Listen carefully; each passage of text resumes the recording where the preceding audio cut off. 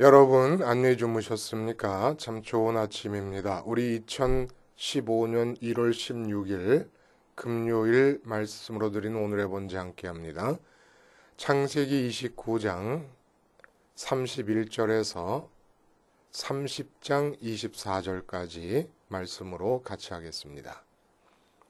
이 내용이 지금 야곱에게 11명의 아들이 태어나게 되는 과정을 담은 내용이거든요. 그걸 한꺼번에 생각을 합니다.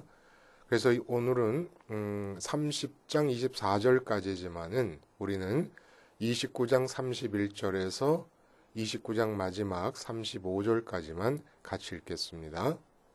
시작. 여호와께서 레아가 사랑받지 못함을 보시고 그의 태를 여셨으나 라헬은 자녀가 없었더라.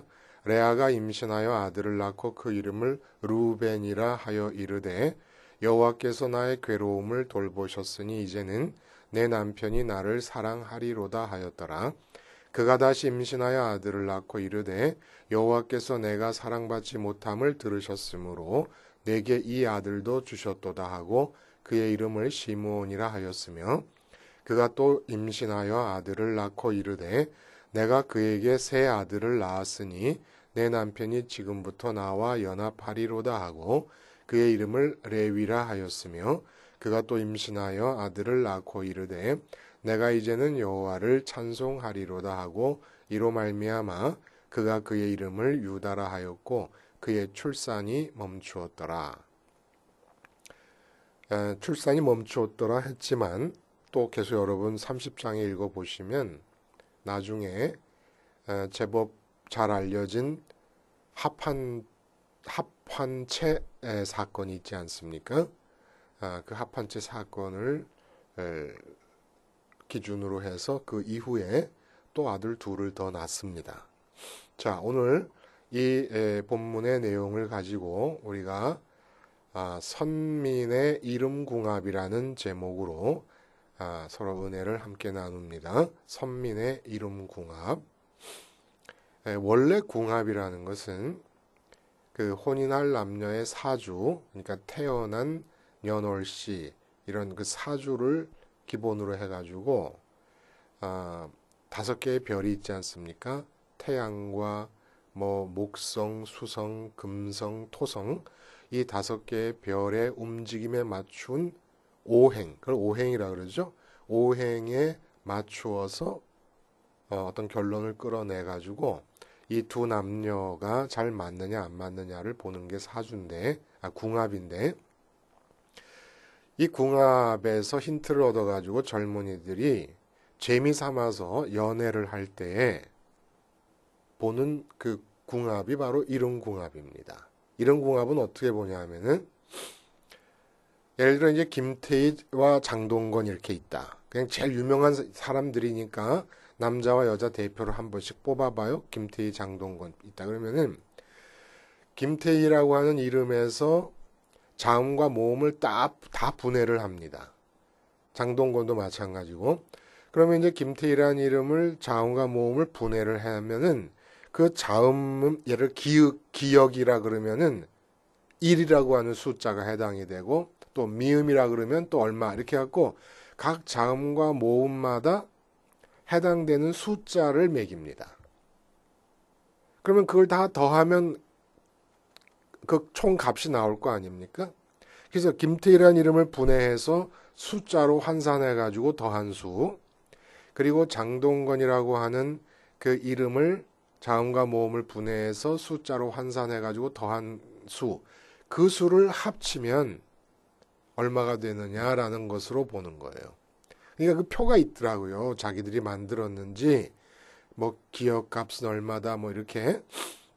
근데 그게 순서대로 저 히읗으로 가면 숫자가 10이 넘어가고 이러는 게 아니고 1, 2, 3, 4로 갔다가 또 다시 반복되고 그러더라고요. 무슨 근거로 그렇게 했는지도 모르겠어요.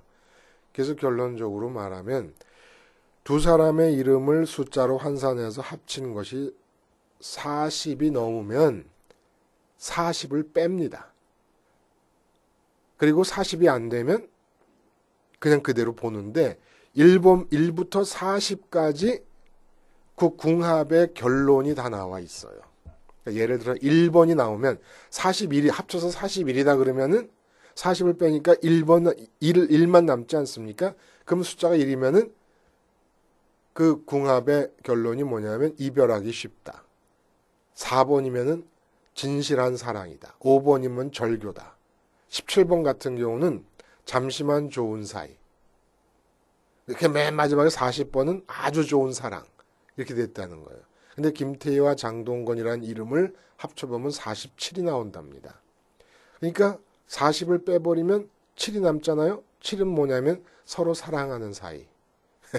재미로 보는 거니까. 장동건 씨는 이미 결혼해서 서로 사랑하는 사이일 뿐만 아니라 너무너무 잘 살고 있지 않습니까? 고소영 씨하고. 하여간 이런 식으로 이론궁합을 본다는데 이 재미로 보는 이론궁합이 심각하고 진지하게 받아들여지는 영역이 있어요. 웃고 마는 게 아니라. 그게 바로 이 산업 분야에서, 특히 마케팅 분야에서 궁합 마케팅이라는 게 생겨났습니다. 예를 하나 들어볼까요? 롯데제과가 오래전에 초콜릿 니트라고 하는 것을 만들었어요. 초콜릿 이름이 니트예요. 근데 사람들이 니트 하니까 무슨 롯데제과에서 뭐 니트 옷을 파느냐 이런 어감도 있고 이래가지고 그 니트라고 하는 이름이 잘 안 맞아서 그 초콜릿과 니트라는 이름이 안 맞기 때문에 이게 지금 이런 궁합을 찾아가는 거거든요. 이걸 소위 마케팅 궁합이라고, 궁합 마케팅이라고 합니다. 그래서 이름을 샤샤로 바꾸었어요. 그랬더니 어떤 일이 일어난 줄 아십니까? 매출이 1년에 4배로 늘어나고 그 초콜릿 하나만 가지고도 8억 이상의 매출이 생겼다는 거예요. 이 재미를 봐가지고 아이스크림도 달래바라는 아이스크림이 나왔거든요. 근데 이 달래바라는 아이스크림의 이름을 궁합을 맞춘다고 누쿠바로 바꿨습니다. 그랬더니 매출이 월 20억으로 올라간 겁니다. 동양제과도 마찬가지예요. 초콜릿 이름을 니메게라고 적거든요. 근데 설문조사를 해보니까 니메게라는 이름이 너무 평범한 겁니다. 그래서 니메게를 영어로 바꿔갖고 투유로 바꿨어요. 투유. 그랬더니 매출이 10배로 오르더랍니다. 이게 바로 궁합 마케팅이라는 거예요. 제1제당에 고기순대라는 거 있었다는 걸 아십니까? 모르지요. 고기순대가 나왔는데 이름 자체가 너무 징그럽다는 거예요. 사람들이. 그래갖고 뭐로 바꿨냐면 동그랑땡으로 바꿨습니다. 동그랑땡은 아직도 나오지요. 제1제당에서. 많이 또 사 먹고 설날 같은 데 바쁘면은 동그랑땡 사다가 그냥 전 붙여버리고 그러지 않습니까? 이게 궁합 마케팅. 근데 여러분 이런 궁합이라고 하는 게 선민에게 있어서는 아주 중요합니다. 너무너무 중요합니다. 오늘 본문에 말씀드린 대로 야곱이 하여간 무슨 하루에 아내를 넷을 얻었어요. 넷을. 이 지금 중혼, 그러니까 한 집안에서 자매를 동시에 아내로 맞이하는 중혼. 이게 지금 이제 출애굽에 가서 모세에 의해서 율법이 전해지면서 금지되는 것들입니다. 다. 그리고 축첩. 이것도 다 하나님 뜻이 아닌 거죠. 그냥 아담과 하와가 만났으니까 일부 일처가 하나님 뜻인데 어쨌든 무슨 뜻인지 간에 하여간 이렇게 돼 가고 있어요. 선민의 집안임에도 불구하고. 자, 이런 상황에서 이 4명의 아내가 무려 줄줄이 낳기를 11아들을 낳습니다. 오늘 본문 중에. 그리고 마지막에 라헬이 베냐민을 낳다가 이제 난산으로 죽어요. 라헬은. 근데 11명의 아들이 줄줄이 나오는데 이건 무슨 아브라함이 25년 만에 약속을 받은 지 25년 만에 100세가 돼서 사라가 90세일 때 이삭 하나를 얻은 거에 비하면 이건 뭐 아들을 낳는 게 아니라 아들을 그냥 흘리는 것 같아요. 줄줄 흘리는 것 같아요.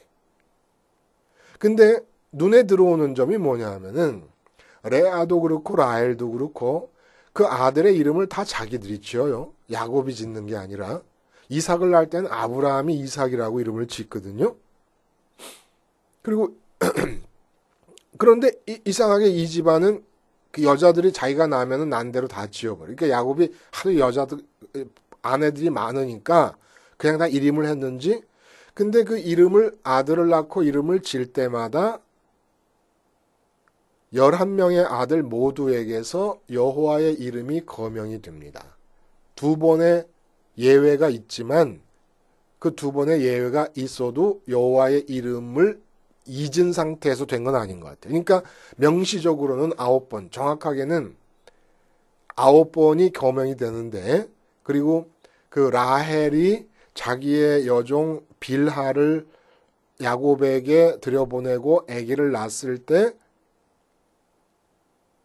여호와의 이름이 거명되지 않고 있는데, 그거는 원어대로 직역을 하면 하나님의 이름이 또 거기에 거명이 되고 있습니다. 그래서 9번이 되는데, 선민들에게 있어서 이름이라는 것이 어떤 의미를 지니느냐? 하나님의 이름을 거명하는 것에서 우리가 알 수 있지만, 하나님과의 관계에서 그 아기가, 예를 들어 루벤이 태어났다 그러면 루벤이 태어난 이유, 한 아기가 태어나게 된 그 아기의 이 땅에서 없던 존재가 생긴 거 아닙니까? 그 존재의 목적, 의미 같은 것들을 담아서 이름을 짓습니다. 우리는 아이를 낳으면은 우리가 이 아이가 앞으로 어떻게 됐으면 좋겠다라고 하는 우리의 소망을 이름에 담지 않습니까? 근데 이스라엘 사람들, 선민들에게 있어서는 하나님과의 관계에서 이 아이가 태어난 이유, 이 아이가 태어난 존재의 의미, 이 아이가 태어난 존재의 목적 같은 것들을 담아서 이름을 짓게 된다는 거예요. 그러니까 하나님의 뜻과 이 땅에 태어난 아기의 존재에 대한 하나님의 뜻과 아기의 이름을 맞추어 갑니다. 궁합 마케팅에서는 어떻게 사람들이 많이 살 수 있겠는가를 염두에 두고 이름을 바꾸어 가는 거 아니겠습니까? 근데 여기서는 하나님의 뜻이 무엇이길래 이 아이가 태어났겠는가라는 것을 염두에 두고 이름을 지어가는 거예요. 이게 이제 이름 궁합이 될 수가 있다는 거죠. 비유적인 의미에서 궁합 마케팅이나 뭐 그 젊은이들 사이에 재미를 보는 이름 궁합이라는 거에서 따와 갖고 말하자면은 이름이 그렇게 져지는데, 문제는 그렇게 하나님의 이름을 거명하면서 아이들의 이름을 지어가는데 그 내용을 그렇게 들여다보면은 이게 하나도 선민 같은 모습이 존재하지를 않습니다. 지금 전부 왜 아이를 낳느냐 하면은 레아가 언니고 라헬이 동생이잖아요. 남편을 가운데 두고 사랑 싸움을 하면서 라헬이 사랑을 받고 있으니까 레아는 아이를 낳는 모든 이유가 남편의 사랑을 다시가 아니라 남편의 사랑을 뺏어오기 위해서 아이를 낳습니다. 남편의 사랑을 뺏어오기 위한 자기의 목적을 여호와 하나님께서 이루어 주신다라고 하는 그런 의도로 여호와 하나님의 이름을 거명을 하는 거예요. 라헬도 마찬가지입니다. 자기는 아기를 못 낳게 되니까 야곱에게 깡짜를 부려요. 그러니까 야곱이 화를 내지 않습니까? 성을 내면서 내가 하나님을 대신할 수 있겠느냐? 하나님이 당신의 태를 막은 것을 내가 어떻게 하란 말이냐? 이렇게 얘기를 하니까 라헬이 여종 비라를 들여보내지 않습니까? 비라를 들여보내면서 아기를 낳으니까 하는 말이, 하나님께서 언니와의 경쟁에서 나를 이기게 하셨다. 이렇게 얘기를 합니다. 이긴 것도 아니죠. 둘밖에 못 낳고 언니는 이미 넷을 낳았으니까. 하여간 전부 이런 식으로 언니와 이 동생, 이 자매지간의 경쟁과 질투심에 의해서 아기를 낳아가면서 하나님께서 이 경쟁과 질투심에 어느 정도로 나에게 동조해 주시느냐라는 그런 마음가짐을 갖고 하나님의 이름을 거명하면서 이름을 막 지어댑니다. 도대체 이 집안의 이 모습은 특히 합한채를 르우벤이 들에 나가서 가져오잖아요. 합한채라는 게 최음제라 그래요. 최음제. 그걸 먹으면은 자꾸 이제 사랑이 하고 싶어지는 그런 약효가 있는 것인데, 그래서 이제 아이를 못 낳거나 그럴 경우에는 이걸 먹으면 좀 도움이 되지 않느냐. 이래가지고 르우벤이 합한채를 갖고 오니까 르우벤이 이 레아 언니의 아들 아닙니까? 그러니까 라헬이 와가지고 합한채를 나한테 좀 달라. 그러니까 못 주겠다. 그러니까 라헬이 흥정을 합니다. 라헬과 레아가. 그럼 합한채를 좀 주면은 오늘 밤에 야곱이 분명히 라헬 나한테로 올 텐데, 나한테 오면은 야곱을 언니한테로 내가 들여보내겠다. 남편을. 거래가 성사가 돼가지고 그래서 잠자리 해가지고 또 아들을 낳습니다. 이건 선민의 집안이, 이건 이 집안 꼴이, 예? 남편과 잠자리를 하기 위해서 거래를 하고, 그리고 뭐라고 하나님의 이름을 거명하냐면, 그 다음에 이제 그렇게 해서 합한채를 팔아가지고 남편과 잠자리를 해가지고 레아가 또 아기를 낳아요.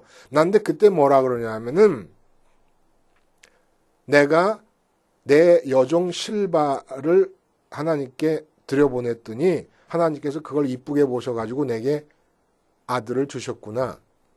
그 값을 내게 지불해 주셨다. 이렇게 얘기하는 거예요. 실바, 자기의 종 실바를 남편에게 들여보낸 게 자기가 잘한 건데 그 잘한 것에 대해 값을 쳐주시느라고 하나님께서 또 나한테 아기를 주셨다. 그러니까 하나님의 이름을 거명하기는 하는데 이 엉망진창인 거라 이게. 소위 말해서 주님께서 그러셨잖아요. 하늘에 계신 우리 아버지여 이름이 거룩히 여김을 받으시오며. 그리고 모세가 뭐라 그럽니까? 십계명 중에 여호와의 이름을 망령되이 일컫지 말라라고 하는 하나님의 계명을 전달합니다. 선민의 이름궁합에서 진짜 중요한 게 뭔지 아십니까? 내가 난 내 자식을 하나님의 이름을 거명하면서 하나님과의 관계를 염두에 두면서, 그러니까 하나님께서 나에게 어떻게 해주셨다. 특히 라헬과 레아가 서로 경쟁하고 갈등하고 싸우는 와중에 하나님 내 편을 들어주셨다. 이런 식으로 이름을 거명하면 안 되는 거예요. 선민의 이름궁합은 정말 중요한 게, 내 이름이 아브람에서 아브라함으로 변하느냐, 야곱에서 이스라엘로 변하느냐, 아니면 내가 난 자식의 이름을 뭐라고 하나님의 이름과 연관지어서 짓느냐가 중요한 게 아니고, 더 먼저 중요한 이름궁합이 뭔지 아십니까? 하나님의 이름과 선민 한 사람의 마음이 맞아 들어가느냐 하는 것이 중요하다는 거예요. 그러니까 오늘 본문이 보여주는 것은 선민이라고 해서 그 선민의 울타리 안에 들어온 사람들의 가정의 모습을 보면 지금 이 선민이 생겨나는 가장 중요한 대목 아닙니까? 12명의 아들이 생겨나고 있는 것이니까 12지파가 생겨나는 그 지금 이 과정을 보여주는 건데 12지파가 선민을 대표하고 있잖아요. 근데 이건 완전히 선민 아닌 사람과 다를 게 하나도 없는데 하나님의 이름만 부르고 있는 거예요. 그러면 하나님의 이름만 부르고 있는데 하나님의 이름을 부르는 자들과 그 하나님의 이름이 그 하나님의 이름을 부르는 자들의 마음과 하나님의 이름이 전혀 궁합이 맞질 않는 거예요. 이거는 하나님의 선민들이 아닙니다. 그러니까 선민 아닌 사람들, 여호와 이름을 부르지 않는 사람들과 다를 게 하나도 없는 상태에서 이름만 던져주신 상태예요. 여호와의 이름만 알려주신 상태입니다. 마음 상태는 선민 아닌 사람과 똑같은 상태예요. 그런 상태에서 여호와 이름을 부르고 있고 이제 그 여호와의 이름에 맞는 마음으로 바뀌어 가는 것이 선민이라는 거예요. 선민이라고 해서 처음부터 무슨 대단하게 비선민과 다른 것이 태어난 게 아니야. 그러니까 하나님 여호와의 이름에 맞춰진 마음으로 바뀌는, 이게 바로 선민의 이름궁합이라는 겁니다. 그러면 하나님 여호와라는 이름에 맞춰진 마음은 어떤 마음입니까? 그걸 아브라함이 모범적으로 보여준 거예요. 12장에서 우리 같이 봤습니까? 아브라함이 부름을 받아서 집에서 떠나가지고 가나안 땅에 도착했을 때 베델 동편산으로 옮겨서 장막을 치는데 서쪽에는 베델이고 동쪽은 아이라. 그래서 그 사이에다가 장막을 칩니다. 그리고 뭐라 그러냐면 여호와를 위하여 단을 쌓고 여호와의 이름을 불렀다 이렇게 얘기해요. 여호와 이름을 부르려면 단을 쌓아야 된다는 거예요. 제대로 부르려. 망령되이 일컫지 않고 이름이 거룩히 여김을 받도록 여호와 이름을 부르려면 단을 쌓아야 된다. 단을 쌓는데 어떻게 쌓습니까? 한쪽은 하나님의 집이라는 베델이 있고 한쪽은 폐허라는 뜻의 아이가 있습니다. 그러면 어떻게 해야 여호와 이름을 제대로 부르는 겁니까? 하나님이 계신 집, 원래 하나님이 계신 집이 어디예요? 루스 들판입니까? 아니죠. 하늘에 계십니다. 하늘에 계신 우리 아버지시요. 주님께서 말씀하신 거예요. 그럼 하늘에 계신 게 신약 때만 하늘에 계셨겠어요? 구약 때도 하늘에 계시고 에녹이 글로 승천한 겁니다. 그러니까 하늘을 향해서 부르는, 하나님이 계신 곳을 향해서 부르게 돼 있잖아요. 여호와의 이름은. 여호와는 하늘에 계신데 땅을 보고 향해서 여호와를 부르면 되겠습니까? 그러니까 아이성, 폐허라는 뜻, 어디가 폐허가 되겠습니까? 이 땅이 폐허가 되는 거예요. 이 땅에 나의 삶에 등지고 하늘에 계신 하나님을 향해 부르는 겁니다. 이게 바로 선민의 마음이 여호와라는 이름과 궁합이 맞는 상태라는 거예요. 제단은 왜 쌓는 겁니까? 이 세상에 대해서 세상을 폐허처럼 놔두기 위해서 내 마음이 세상에서 좋아하고 사랑하고 아끼는 것들에 대해 다 죽어버리기 때문에 제단을 쌓는 거예요. 내가 죽는 곳이 제단이니까. 결국 여호와 이름을 어떨 때 우리가 부를 수 있습니까? 거룩하게 여김을 받게 부르는 게 어떤 겁니까? 망령되 일컫지 않는다는 게 어떤 겁니까? 이 세상에 대해서 마음이 죽고 하늘에 계신 하나님을 향해서 하나님을 부를 때 여호와의 이름이 제대로 거룩히 여김을 받고 망령되 일컫지 않게 된다는 거예요. 이 뜻은 무슨 얘기냐면 선민에게 먼저 하나님께서 여호와의 이름을 주십니다. 지금 오늘 이 집안 꼴을 보면은 이건 뭐 선미라고 할 것도 없어요.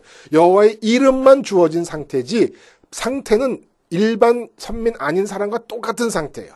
중혼에 축첩에 서로 남편의 잠자리를 놓고 합한 채로 거래를 하는 아내들의 모습이며 나중에 첫 아들 루벤은 자기 그 라헬의 여종인 빌하 있지 않습니까? 빌하가 서모잖아요. 서모.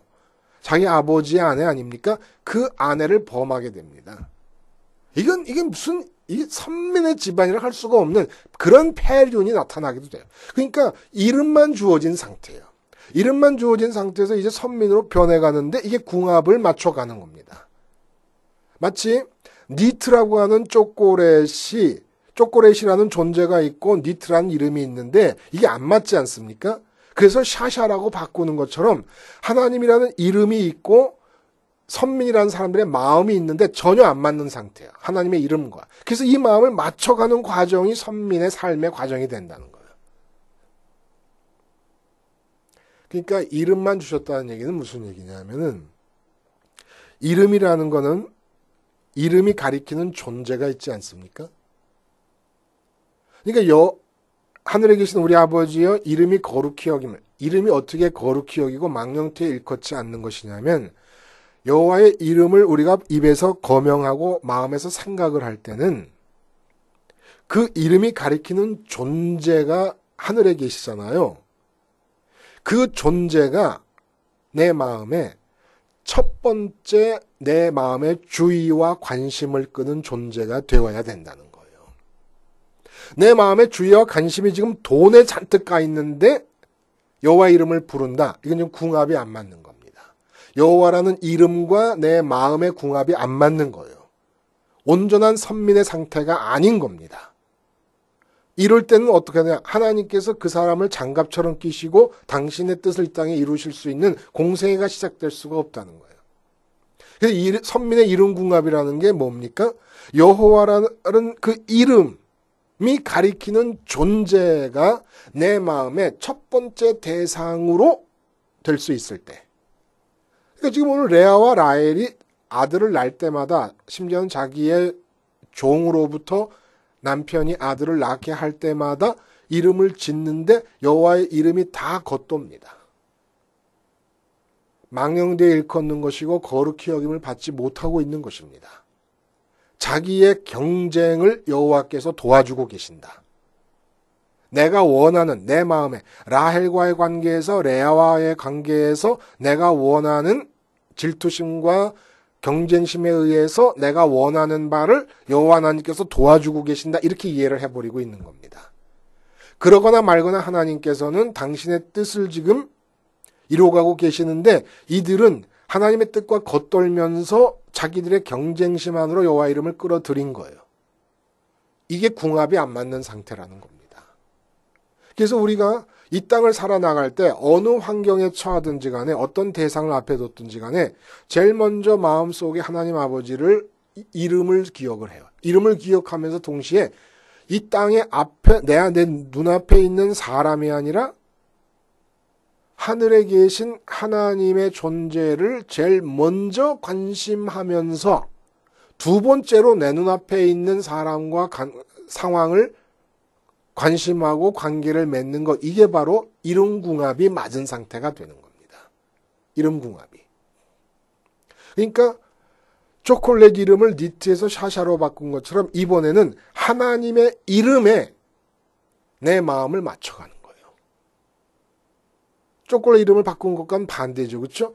초콜릿이라는 존재가 있고 이름을 바꿨는데 이제는 우리가 하나님의 이름에 우리 마음을 맞춰가는 겁니다. 이게 바로 선민의 이름궁합이에요. 이 선민의 이름궁합이 맞지 않으면 하나님이란 이름을 말할 때마다 그 이름이 가리키는 존재가 내 마음속에 첫 번째 관심의 대상이 되지 않는 한 우리는 선민다운 모습으로 되지 못하고 선민으로서 복의 근원이 되는 공생애의 삶은 살아보지도 못하고 죽게 됩니다. 이게 아주 중요한 일. 그럼 어떻게 우리가 하나님의 이름이 거룩히 여김을 나한테서 거룩히 여김을 받음으로써 이름궁합이 하나님의 이름에 내 마음이 맞아 들어가는 이름궁합을 성취할 수가 있겠습니까? 십자가 사건밖에는 없다는 거예요. 십자가 사건으로 지금 내 눈앞에 보이고 내 귀에 들리고 내가 손으로 만질 수 있는 이 땅에 있는 모든 대상들에 대해 죽어야 하나님이라는 이름이 가리키는 존재, 하늘에 계신 존재가 내 마음의 첫 번째 대상이 될 수가 있습니다. 이렇게 첫 번째 대상이 돼서 이름 궁합이 맞아야 하나님의 이름과 내 마음이 궁합이 맞아야 그 다음에 생기는 게 뭡니까? 이 땅에서 하나님의 뜻이라는 자녀가 열매로 생겨나는 겁니다. 그러니까 언제나 우리의 과제는 어떻게 내 마음을 여호와의 이름에 맞는 모습으로 바꾸어 갈 것인가를 염두에 두는 거예요. 그러니까 거래처 직원하고 얘기할 때 어떻게 우리의 과제는 어떻게 이 거래를 성사시킬 것인가가 아니라 이 거래처 직원 앞에서 어떻게 내 마음이 여호와의 이름에 맞아가는 궁합을 이룰 것인가.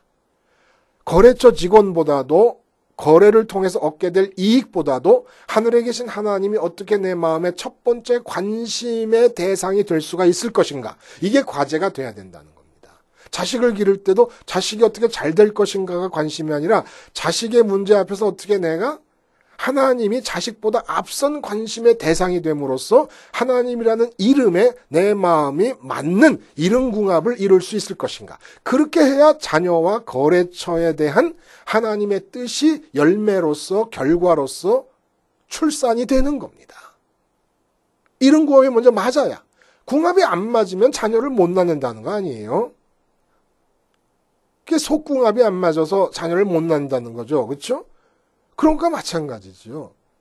우리 마음이 하나님의 이름과 맞춰져야 돼요. 그러기 위해서는 언제 어디서나 십자가를 붙잡고 내 마음이 이 땅에 대해서 죽는 겁니다. 죽지 않으면 내 마음의 관심의 첫 번째 대상으로 하늘에 계신 아버지가 될 수 없으니까. 죽으면 약속대로 성령께서 하늘에 계신 아버지를 우리에게 느끼게 해주시고 만나게 해주시고 하나님과 친하게 해주시고 그래서 하나님의 이름과 내 마음이 맞는 이름궁합이 이루어짐으로써 선민다운 삶이 이루어진다는 거죠. 그러니까 지금 이 야곱의 가정은 선민의 집안이 아니에요. 선민의 집안인데 내용적으로는 이방인과 똑같은 상태고 단지 이방인과 똑같은 상태에서 그러니까 이 세상 것이 첫 번째 관심인 그런 상태에서 이름만 주어져 있는 상태인 겁니다. 이제부터 이 이름에 내 마음이 맞춰져 가는 이름궁합의 과정이 진행되어야 된다는 것이지요. 기도하겠습니다. 하나님 아버지, 정말 천지를 지으시고 전능하시고 무소부재하신 수많은 수식어를 갖고 계시오나 무엇보다도 우리에게 당신의 이름을 허락하심을 너무 감사드립니다. 우리에게 주어진 것 이름 하나뿐이나 이 이름에 우리 마음을 맞춰가는 이름 궁합을 이룸으로써 온전한 선민의 모습이 되어서 하나님이 계획하신 바대로 우리의 삶의 영역에서 나름대로 복의 근원으로서 살아갈 수 있게 해 주시옵소서. 예수님의 이름으로 기도하옵나이다. 아멘.